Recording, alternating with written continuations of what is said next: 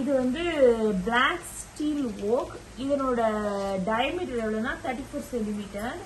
இது எதுக்கு யூஸ் பண்ணலாம்னா ஃப்ரைட் ரைஸ் பண்ணுறதுக்கு யூஸ் பண்ணலாம். அப்புறம் வந்து எக்கு வந்து ஃப்ரை பண்ணுறதுக்கு யூஸ் பண்ணலாம். இதனோட குவாலிட்டி ஆஃப் த ஃபுட்டு வந்து நல்லாயிருக்கும். இது ஹெவி டியூட்டி கார்பன் ஸ்டீலில் பண்ணியிருக்காங்க.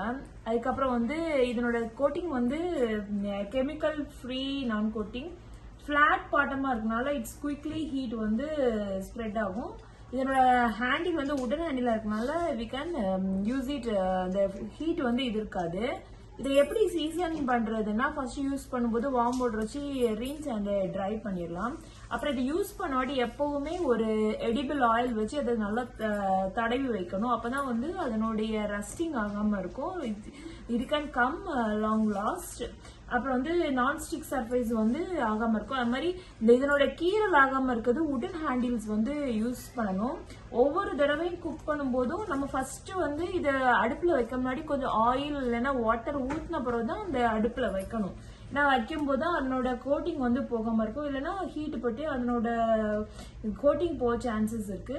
அதுக்கப்புறம் உடன் ஹேண்டில்ஸ் தான் யூஸ் பண்ணணும். நைலான், பிளாஸ்டிக் ஒரு சிலிகான் ஹேண்டில்ஸ் யூஸ் பண்ணலாம். ஆஃப்டர் குக்கிங் பண்ண பிறகு வார்ம் வாட்டர் வச்சு அந்த டெலிகேட் ஸ்பாஞ்ச் வச்சு அதை வந்து கிளீன் பண்ணிக்கலாம். இந்த கார்பன் ஸ்டீல்னால இது வந்து லாங் லாஸ்டிங் வரும்.